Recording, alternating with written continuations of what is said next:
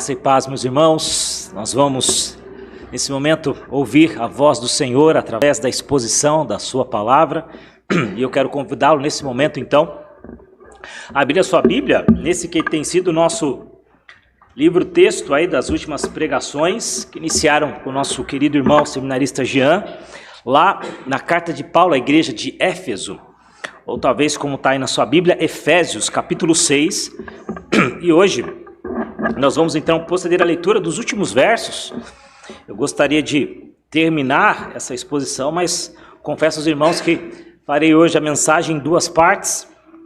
Hoje, nessa primeira parte, nós vamos falar um pouco sobre a nossa batalha, e numa segunda parte sobre a nossa armadura, mas eu quero aproveitar e ler todo o texto com a igreja.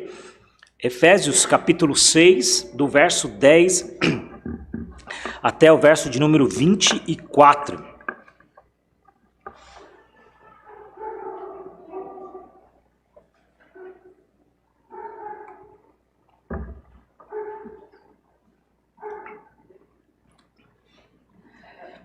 Efésios capítulo 6, a partir do verso 10 até o verso 24, a palavra do Senhor assim nos diz: Quanto ao mais, sede fortalecidos no Senhor e na força do seu poder, revesti-vos de toda a armadura de Deus, para poderes ficar firmes contra as ciladas do diabo. Porque a nossa luta não é contra o sangue e a carne, e sim contra os principados e potestades, contra os dominadores deste mundo tenebroso, contra as forças espirituais do mal nas regiões celestes. Portanto, tomai toda a armadura de Deus, para que possais resistir ao dia mau, e depois de teres vencido tudo, permanecer inabaláveis. Verso 14. Estais, pois, firmes, cingindo-vos com a verdade e vestindo-vos da couraça da justiça, calçai os pés com a preparação do evangelho da paz, embraçando sempre o escudo da fé, com o qual podereis apagar todos os dardos inflamados do maligno. Tomai também o capacete da salvação e a espada do Espírito, que é a palavra de Deus, com toda a oração e súplica, orando em todo o tempo no Espírito, e para isto vigiando com toda a perseverança e súplica por todos os santos, e também por mim, para que me seja dado no abrir da minha boca a palavra, para com intrepidez fazer conhecido o mistério do Evangelho, pelo qual sou embaixador em cadeias, para que em Cristo eu seja ousado para falar, como me cumpre fazê-lo, e para que saibais também a meu respeito, e o que eu faço e que faço, de tudo vos informará Tíquico, o irmão amado e fiel ministro do Senhor. Foi para isso que eu vô-lo enviei, para que saibais a nosso respeito, e ele console o vosso coração. Paz seja com os irmãos, e amor com fé da parte de Deus Pai e do Senhor Jesus Cristo. A graça seja com todos os que amam sinceramente a nosso Senhor Jesus Cristo. Irmãos, a voz está falhando um pouquinho, mas ela também não é tão melhor que isso, né? Os irmãos sabem, então quero a paciência aqui dos irmãos. Irmãos, hoje eu quero falar sobre um tema que, de certa forma, a gente fala disso constantemente, mas talvez tenha ganhado um aspecto muito interessante, que é algo chamado batalha espiritual. E queiramos ou não, quando nos tornamos cristãos, ao sermos chamados em Cristo Jesus, ao termos o Senhor como nosso Salvador, todos nós nos alistamos num grande exército. Não é à toa que os nossos antepassados no cristianismo chamam a igreja cristã de igreja militante. Isso quer dizer o quê? É aquela que milita, né? Aquela que briga, aquela que guerreia. Então, eu posso dizer que, embora a gente muitas vezes compare a igreja a um hospital, no sentido de aqueles que precisam da cura, a Bíblia também faz uma comparação muito interessante de que a igreja é o grande exército do Senhor. Não é à toa que em alguns cânticos, aqueles um pouco mais da minha época, quem sabe, diziam: nosso general é Cristo. Você já deve ter ouvido isso. Nós estamos num grande exército, enfim. Mas, irmãos, nós vivemos essa guerra de uma forma intensa. Mas às vezes, quando a gente fala em batalha espiritual, talvez venha à sua cabeça algo como que numa outra dimensão, quem sabe, no octógono celestial do céu, se é que eu posso dizer isso, a gente vê lá de calção preto a guerra contra o mal, de calção branco do outro lado a guerra contra o bem. E de repente isso se torna algo para nós meio fantasioso. Talvez uma briga que aconteça numa outra dimensão, e é claro que existem essas realidades, mas o que Paulo está dizendo aqui sobre batalha espiritual tem muito a ver com o nosso dia a dia. Deixa eu te falar uma coisa importante. Batalha espiritual, você vive ela todos os dias da sua vida. A todo tempo você vive isso. Nós vivemos, meus irmãos, do que eu posso chamar aqui de uma intensa batalha espiritual. A mesma que Paulo identificou nos nossos irmãos lá do passado, lá daquela igreja, lá em Éfeso. Ou seja, é uma batalha que devia ser lutada, guerreada constantemente, diariamente, até o final das nossas vidas. Irmãos, às vezes falar de batalha espiritual pode ser que você tenha só essa dimensão de anjos contra demônios, mas a ideia que Paulo nos diz aqui, que isso faz parte do nosso cotidiano. Vamos ser sinceros, quem de nós não briga aqui contra a sua própria carne nesse sentido? Quem de nós não briga aqui contra as pressões que nós enfrentamos séculos após séculos? Mesmo, irmãos, depois de entendermos a palavra de Deus, mesmo tendo feito essa leitura com todos os nossos irmãos do passado da palavra de Deus, refinado o nosso conhecimento bíblico sobre os princípios da palavra de Deus, as tentações ainda são postas em nós. Ou seja, algumas pessoas são tentadas talvez de várias formas, como por exemplo o álcool, cigarro, tabaco, coisas assim, talvez jogos de azar, e essas coisas parecem nos estar cada vez mais próximos. Ao mesmo tempo, irmãos, a acessibilidade e a atratividade que a internet coloca nas nossas mãos, tudo à distância de um pequeno e simples gesto de um clique. Ou talvez pelo celular, um simples gesto de tocar na tela.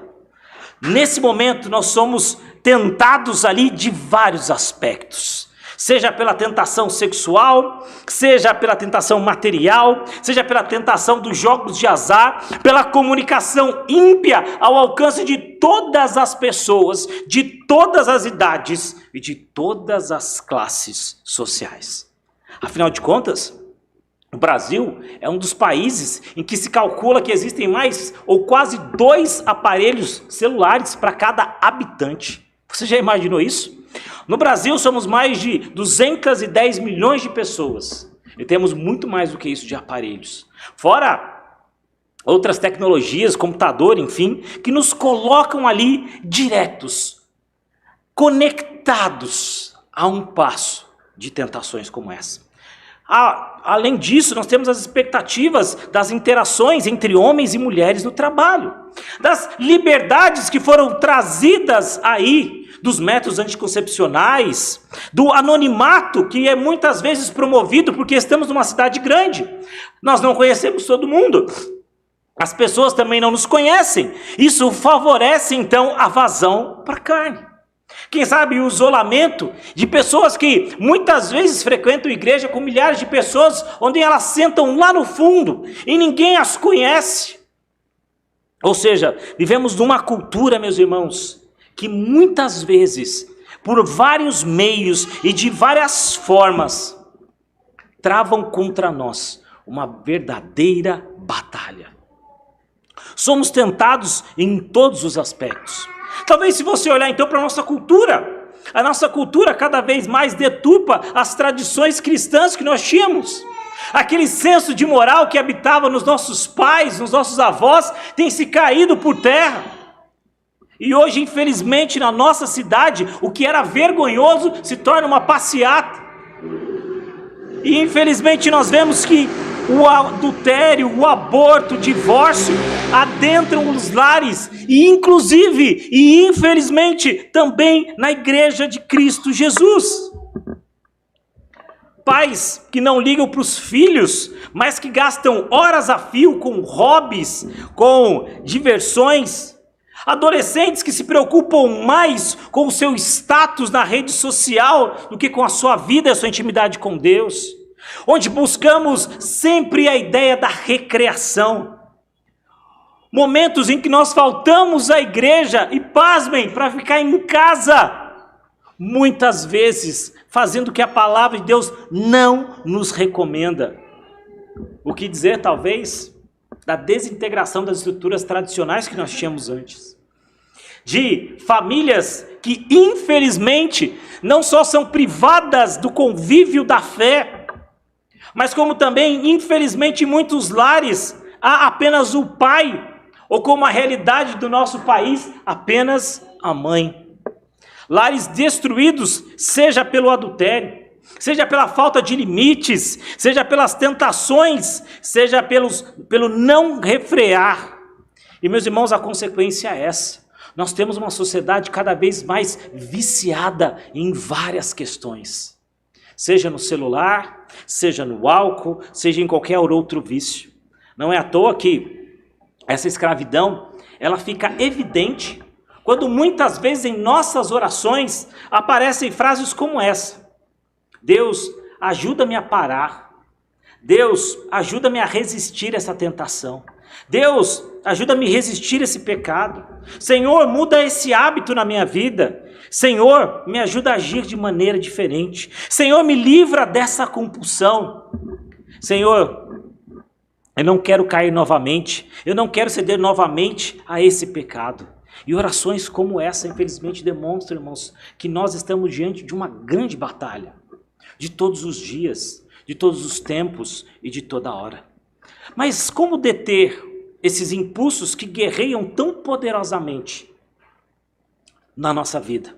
Como avançar na batalha contra o pecado, contra o ego, contra Satanás que nos ataca por meio das nossas fraquezas, das nossas cobiças, das nossas ambições, dos nossos sentimentos mais profundos, daqueles que muitas vezes sequer o nosso cônjuge conhece, o nosso melhor amigo sabe. Irmãos, e pela graça do nosso Senhor, o apóstolo Paulo nos dá as respostas a essas perguntas. Ele diz que há esperança de vitória espiritual sobre qualquer compulsão, quando nos utilizamos então da palavra de Deus. Quando entendemos, irmãos, de onde vem o poder, quando entendemos quem é o nosso inimigo e quando entendemos quais as armas nós temos para lutar nesse mundo mau. Portanto, irmãos, hoje, nesse domingo em que nós abrimos a palavra de Deus, eu quero falar com os irmãos sobre o seguinte tema: a nossa batalha de cada dia. E notem, por mais que as nossas tentações sejam distintas, todos nós aqui, indistintamente, homens e mulheres, jovens e mais velhos, crianças e adultos, todos nós passamos e todos nós batalhamos contra a nossa carne. Portanto, irmãos, qual é a nossa batalha de todo dia? E Paulo então começa dizendo o seguinte: primeiro, qual é a nossa grande capacitação? E nós temos que lembrar disso. Como é que nós vamos conseguir vencer as nossas batalhas? Como eu e você podemos vencer as tentações que muitas vezes em nosso coração nós dizemos que é mais forte do que nós? Como isso pode acontecer? Meus irmãos, para uma batalha, para uma guerra, é preciso primeiro de preparo. Você já viu um exército entrar numa guerra despreparado? Se eventualmente isso acontece, fatalmente o resultado já é certo. Se você entrar numa batalha despreparado, certamente, sem dúvida nenhuma, você perde. Isso, meus irmãos, é claro, isso é um fato. Portanto, a palavra de Deus nos diz, e ele usa essa expressão quando começa o texto, diz, quanto ao mais. O que o apóstolo Paulo tem em mente aqui, e que ele nos lembra, é que ele já falou das instruções, ele já disse das batalhas, ele já disse das nossas armas, ele já deu instruções anteriores. E ele já bolou esse plano dessa batalha espiritual. E esse plano, meus irmãos, ele não funciona de um modo isolado. Pelo contrário, ele diz que tem um entendimento das questões tratadas. E se você se lembrar, quando nós lemos toda a carta aqui, toda a carta à igreja de Éfeso, você vai se lembrar que no capítulo 1 e 2, ele fala sobre o nosso relacionamento com Deus, dizendo que Deus nos amou de forma eterna e que ele veio a esse mundo para que eu e você tivéssemos vida eterna. Mas ao mesmo passo que no capítulo 3 e 4, ele fala sobre a necessidade do nosso relacionamento com Deus e o nosso relacionamento com a igreja, onde ele diz que os nossos dons contribuem para a nossa maturidade espiritual. Mas diz também que a beleza do relacionamento está em nos lembrarmos que nós estamos cheios do Espírito à medida em que os nossos relacionamentos com Deus e com o nosso próximo, eles são estreitados. Não é à toa que é nessa carta que ele fala sobre o relacionamento de homem e mulher, de pais e filhos, de servos e senhores. Mostrando, irmãos, que é dentro dessa comunidade cristã que eu e você nos fortalecemos, que eu e você, então, nos preparamos para essa guerra. E agora, nos capítulos 5 e 6, ele fala da beleza desses relacionamentos afetuosos e da nossa forma de refletir a graça de Deus em nossas vidas. Portanto, irmãos, as instruções anteriores agora sofrem um padrão implícito de como nós devemos nos conduzir. Então, nós temos aqui nessa carta a beleza de entender que existe, meus irmãos, sim, um caminho correto. Você já ouviu muitas vezes aquela expressão do tipo, todos os caminhos levam a Deus. E não existe, talvez, pior expressão do que essa. Ou talvez aquela frase que alguém já deve ter dito em algum momento, você pode chamar Deus assim, ou pode ser Alá, mas enfim, todos os deuses são um só mesmo, seja lá o nome que se dá. É uma tentativa ruim de querer igualar determinadas religiões que colocam o homem no centro com a verdadeira religião, onde Cristo é o centro. Portanto, irmãos, eu e você, nós temos um padrão a ser seguido. Quando Jesus veio a esse mundo, quando o Senhor Jesus pisou nessa terra, Ele nos mostrou qual era o padrão de vida. Ele nos mostrou como eu e você devemos viver. Por isso, irmãos, eu quero dizer uma coisa que, embora seja óbvia, a gente precisa saber disso sempre. Não há aqui um mistério, algo que é dado apenas aos mais conhecidos. Não há aqui passe de mágica, mas o relacionamento com Cristo, ele se dá cotidianamente. Você quer crescer na fé? Você quer crescer no conhecimento de Deus? Você quer ser um crente melhor? Não há outro caminho que senão a comunhão diária com o Senhor. E isso, meus irmãos, é algo de suma importância para nós que somos crentes. É aquela ideia. Imagina que você vai brigar aqui, eu estou dizendo brigar, lembre-se, não estou incentivando você a briga, mas lembre-se, você vai brigar com alguém do seu peso e da sua altura. Os dois estão ali, digamos que de forma igual, numa briga aparentemente justa. Mas o que acontece se o seu oponente comer bem durante uma semana e você ficar em jejum durante uma semana? E se você conseguir levantar depois de uma semana sem comer nada, o que vai ser quase impossível, certamente, numa eventual briga entre você e esse seu companheiro, digamos, ou seu inimigo aí do mesmo peso, da mesma altura, certamente nesse embate você sair o quê? Você será perdedor. Porque você não se alimentou, porque você não se preparou para isso. Irmãos, esse singelo exemplo mostra o quanto eu e você, se não estivermos em comunhão com Deus, nós jamais iremos vencer as nossas batalhas. Se eu e você não tivermos uma vida de oração, não adianta. Não adianta o aconselhamento se você não segue os conselhos. Não adianta a palavra se você só usa no domingo à noite quando você chega na igreja. Não adianta a oração se você só fala amém no domingo quando termina o culto. A vida cristã, meus irmãos, ela é uma briga diária. E muitas vezes contra a nossa própria vontade. Quantas vezes nós acordamos ou nós vamos dormir, talvez cansados, depois de um dia exausto de trabalho, e nós pensamos, hoje Deus vai me perdoar porque hoje não vai dar tempo de eu ter comunhão com Ele. Hoje não vai dar tempo de eu ler a Bíblia. Hoje não vai dar tempo de eu orar. Notem, irmãos, o que nós estamos fazendo é deixando de nos alimentar espiritualmente. E aí é claro, é fácil entender, porque muitas vezes nós caímos em tentação. Porque sem o alimento não há vitória. Sem oração, sem palavra de Deus, não há vitória. Portanto, seguir as instruções do apóstolo Paulo nessa passagem, quando ele nos diz que nós devemos nos sujeitar aos ensinamentos sólidos da palavra de Deus.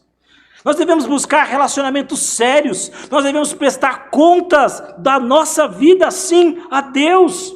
A termos, meus irmãos, relacionamentos familiares saudáveis, a desenvolver Cristo em nossa vida. As pessoas, quando olharem para nós, têm que ver mais de Cristo do que de nós mesmos. Tem que ver mais da fé, mais da oração do que o nosso próprio orgulho. Meus queridos, nós temos a piedade nas nossas vidas. A ideia de que Deus nos deu a graça de poder viver em santidade. Irmãos, aqui não tem uma religião mágica, não tem um ritual que eu vou fazer com você depois do culto, em que você vai sair de um crente imaturo para um crente maduro. Não tem algo misterioso, um estalar de dedos, uma cerimônia, mas aqui é um crescimento paulatino na fé. E é por isso que eu tenho dito aos irmãos reiteradamente a importância que a perseverança tem nas nossas vidas. O quanto nós temos que muitas vezes lutar contra a nossa vontade, mas não deixar, irmãos, ter uma vida cristã relapsa. Não deixar tudo para depois. Não se esquecer de tudo, da palavra de Deus. Cabe-nos, portanto, irmãos, sermos fiéis aos padrões comuns de preparo espiritual, para que eu e você possamos avançar. E nisso, meus irmãos, não há segredo. Há trabalho. E isso, meus irmãos, não há mistério, mas é o conhecimento da palavra de Deus. Por isso, o apóstolo diz que o grande poder está aonde? Está na piedade. Acompanha comigo novamente o que o verso 10 nos diz. Quanto ao mais, irmãos, sede o quê? Fortalecidos em quem? No Senhor. O poder para vencermos o dia mau não está em nós. Mas às vezes a gente é tão orgulhoso que a gente acha que a gente consegue resolver os nossos próprios problemas. E quantas vezes a gente coloca a palavra de Deus de lado e diz assim: Senhor, pode deixar, que você não precisa entrar nessa área da minha vida. Aqui eu sei me cuidar. A gente parece uma criança. Imagina se você pegar uma criancinha como as nossas aqui, pequeno Samuel, pequeno Isaac, a pequena Manu, deixar ela aqui à noite, falar para ela agora, vai para sua casa sozinho. Pergunto para vocês, qualquer desses nossos pequenos, por mais inteligentes, espertos e animados que essas crianças são, eles vão conseguir fazer isso? Não vão, mas isso é o que a gente faz com Deus. Quando a gente fala: Senhor, eu não preciso, eu estou sozinho. Quando a gente toma atitudes não baseadas na palavra de Deus, mas a gente olha para o nosso coração e a gente diz do nosso orgulho: eu consigo. E a gente diz da nossa vaidade: eu posso. Mas a Bíblia diz que é o momento da gente se humilhar e de lembrar que o poder de vencer as tentações, meus irmãos, não é nosso, mas nós devemos nos fortalecer no Senhor. E o apóstolo Paulo então inicia essa instrução dizendo o seguinte: sede fortalecidos no Senhor. E a expressão no Senhor é a maneira como Paulo costuma se referir ao nosso relacionamento com Deus, possibilitando a nossa união com Ele. Nós estamos nele. Quando nós estamos em Cristo, nós temos uma cobertura espiritual. Eu tenho até medo de falar sobre isso, porque algumas pessoas se arrogam dizendo que tem esse chamado de ter uma cobertura espiritual sobre as pessoas. Mas essa cobertura espiritual só existe quando estamos debaixo do sangue de Cristo Jesus. Meus irmãos, a força não vem de nós, mas é de Cristo. Então, se você quer vencer essa batalha, você tem que se lembrar que para vencer o seu pecado, você não deve contar só com as suas forças. Se você quer vencer as batalhas que estão na sua vida, você não deve contar apenas com as suas forças. Sabe por quê, irmãos? Porque só com as minhas forças eu não sou capaz de vencer a tentação da internet. Eu não sou capaz de perdoar ao meu irmão. Eu não sou capaz de viver em comunhão com o próximo. Eu não sou capaz de entender as necessidades das pessoas. Eu não sou capaz de viver um cristianismo autêntico. Não dá para viver sem pensar em Cristo Jesus. Nos braços de Deus, nós lutamos renovados. Depois dessa palavra, o incentivo relacional que Paulo nos dá é: sede fortalecidos no Senhor e na força do seu poder. Nota, irmãos, ele não arroga para si a ideia de que ele poderia. E olha que quando eu olho para a história, para o testemunho de Paulo, eu diria que se alguém pudesse se arrogar no seu testemunho, seria ele. Olha o quanto Paulo sofreu, mas não negou a cruz de Cristo. Paulo foi apedrejado, irmãos, por muito menos. Eu e você negamos a fé. Paulo foi apedrejado. Paulo sofreu vários martírios, dentre eles açoites. Irmão, a gente não é capaz de sequer sofrer um chute na canela por Cristo, que a gente já está revendo o nosso cristianismo. Paulo ficou na voragem do mar, ele disse, por um dia. Vocês imaginem o que é ficar no mar, onde você olha para um lado e para o outro e só vê água, durante todo um dia, na desesperança de que ali você vai morrer de uma forma terrível. E ainda assim, meus irmãos, Paulo diz: eu não me arrogo das coisas que eu faço. E eu te pergunto, se Paulo, com todo esse testemunho de fé, com toda essa experiência com Cristo Jesus, de ter convivido com Cristo, não se arroga do seu poder, mas ele diz que o poder é identificado em Jesus. Por que eu e você faríamos então diferente? Por que nós confiaríamos em nós? A natureza dessa força vem de Deus e não deve ser confundida, meus irmãos, com a ideia de que alguns acham que é uma espécie de bons fluidos, de pensamento positivo. Não, pastor, vamos pensar positivamente que a gente chega lá. Meus irmãos, não é uma questão de pensar positivamente, mas é uma questão de fé. E não fé na fé, não fé no meu coração, não fé nas minhas atitudes, não fé nas coisas que eu posso fazer, mas é uma questão de fé para com Deus.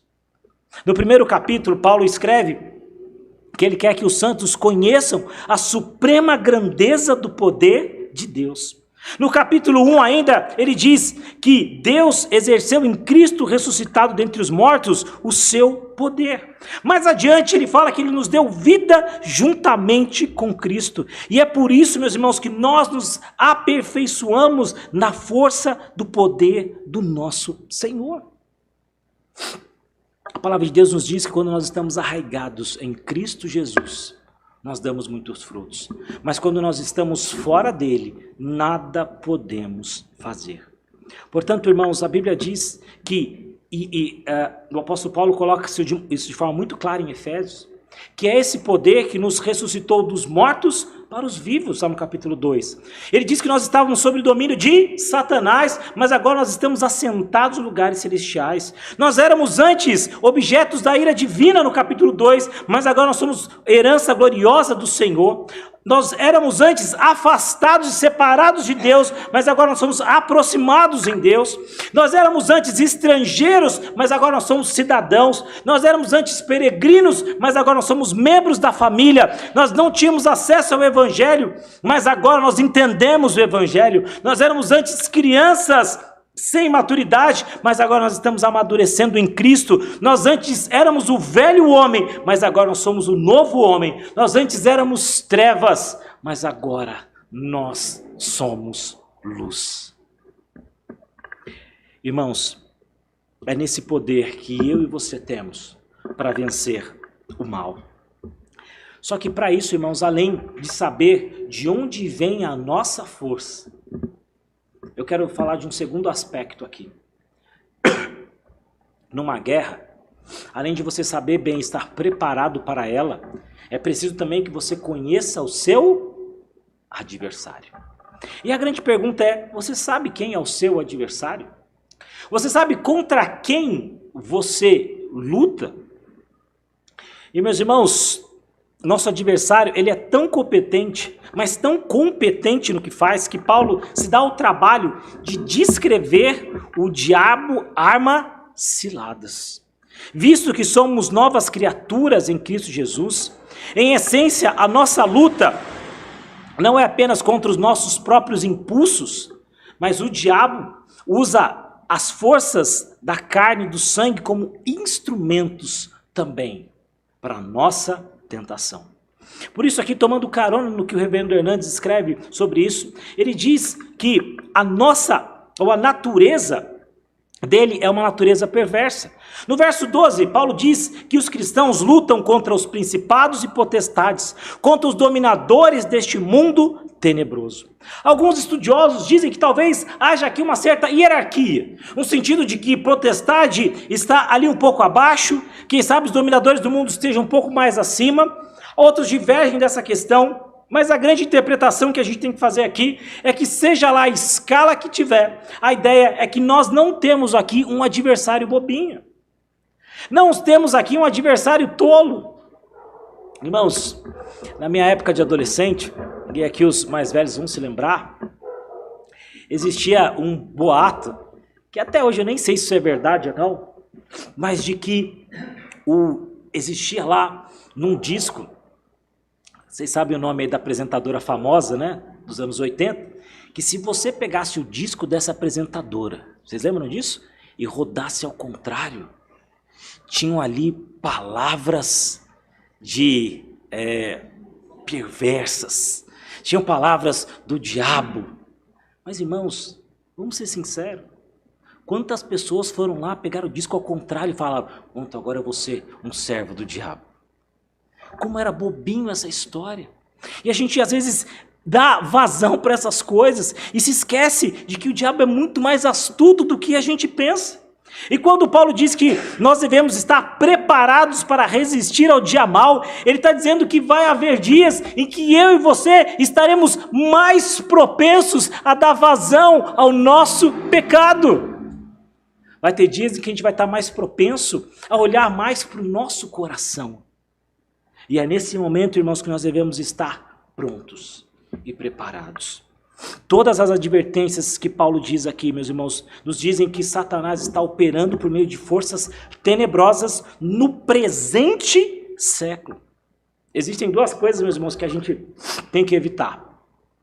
A primeira é dessa ideia de que o diabo não existe. Tem até uma religião aí entre nós, aquela que bate todo sábado de manhã na porta da sua casa, que diz que o diabo não existe. Que o diabo é talvez uma força dada por você mesmo. E talvez seja isso até que o diabo queira mesmo. Mas existem algumas outras religiões em que parece que o diabo é o centro do culto.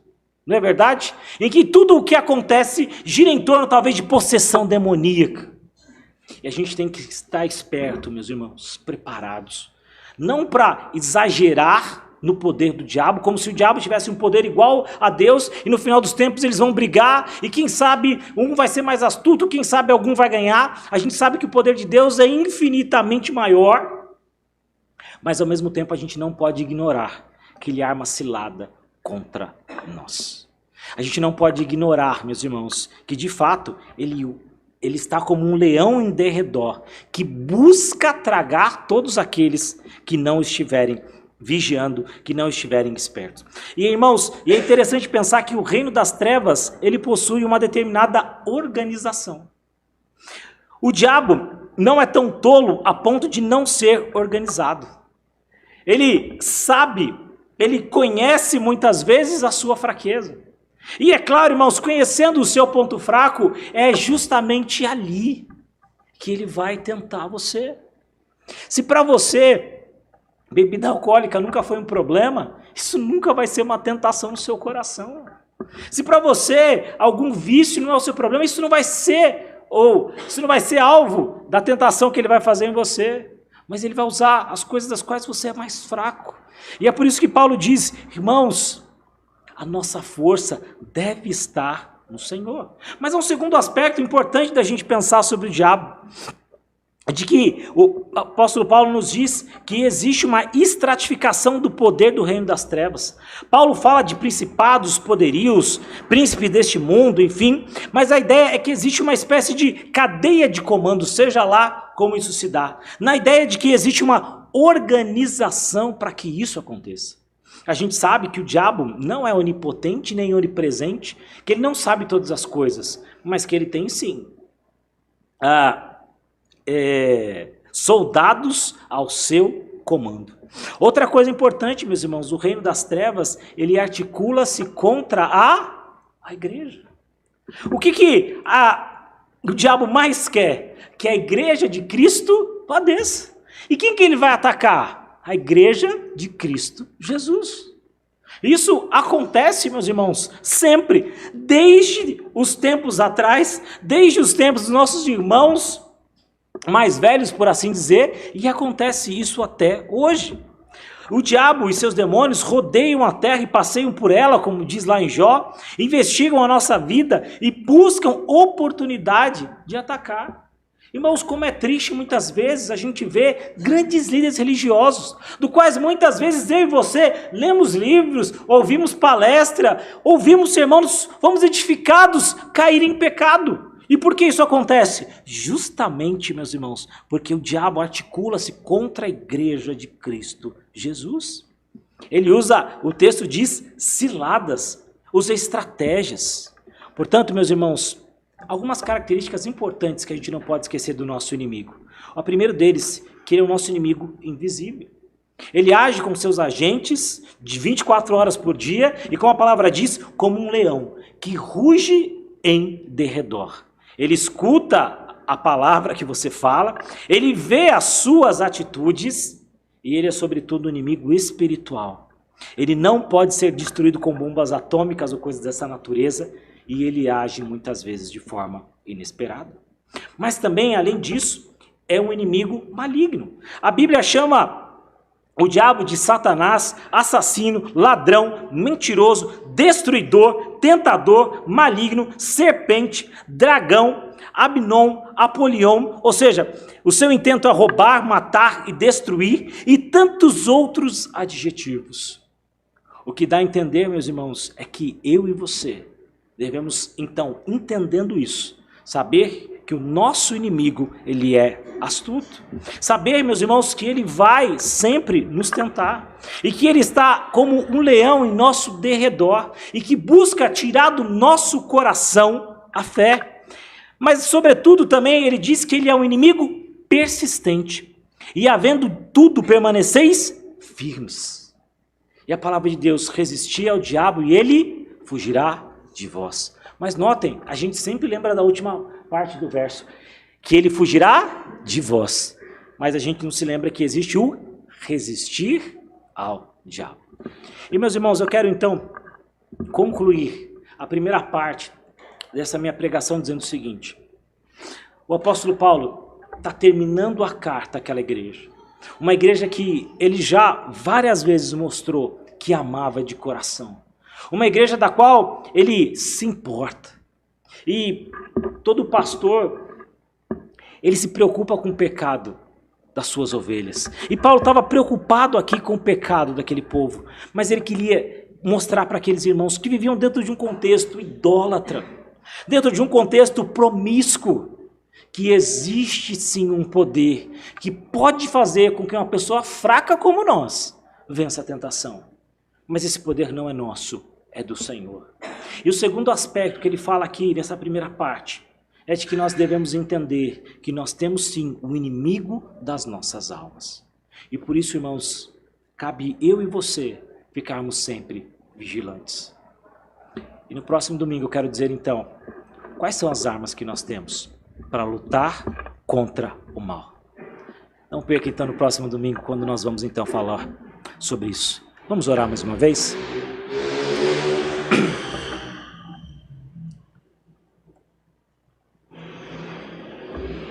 Senhor nosso Deus, obrigado, ó Pai, pela Tua palavra que fala ao nosso coração. Ó Pai querido, nessa primeira parte em que a Tua palavra nos fala a respeito, ó Deus, de que nós devemos buscar poder no Senhor. Nós queremos, ó Pai, nos colocar aqui diante do Senhor, suplicando, ó Deus, que esta oração seja para cada um de nós aqui um renovar da nossa vida espiritual. Ó Pai querido, se existe alguém aqui que ainda não venceu o seu pecado, que ainda, ó Pai, cotidianamente tem caído nas suas tentações, que pela força do seu poder, o Senhor possa dar forças para que ele possa vencer. Seja, ó Deus, um vício, seja, ó Pai, uma mentira, seja, ó Deus, a falta de amor por uma pessoa, seja, ó Deus, a falta de perdão, seja, ó Deus, uma atitude anticristã que ele tem levado, seja uma prática, ó Pai, mundana que ele tenha incorporado à sua vida, seja, ó Deus, algo que não agrada ao Senhor, que hoje, Senhor, seja momento de mudança e de renovo espiritual para a sua igreja, para a igreja de Cristo Jesus nesse bairro. Pai, nós queremos também suplicar ao Senhor, assim como nós fazemos, ó Deus, na oração do Pai Nosso, livra-nos do mal, livra-nos, Deus, do maligno, ó Pai querido. O Senhor sabe, ó Pai, das nossas fraquezas e conhece, ó Deus, tão bem o nosso coração. Pai, por isso nós suplicamos ao Senhor que tira de nós o orgulho que infelizmente teima estar no nosso coração. Teima, ó Deus, nos levar a uma vida individualista, a uma vida muitas vezes longe dos teus caminhos. Ó Pai, nos humilha, ó Deus, na tua presença, porque nós entendemos que é diante do Senhor que nós vamos vencer as nossas lutas. Seja conosco, ó Pai, nós te pedimos, abençoe, ó Pai, fala o nosso coração, em nome de Jesus. Amém.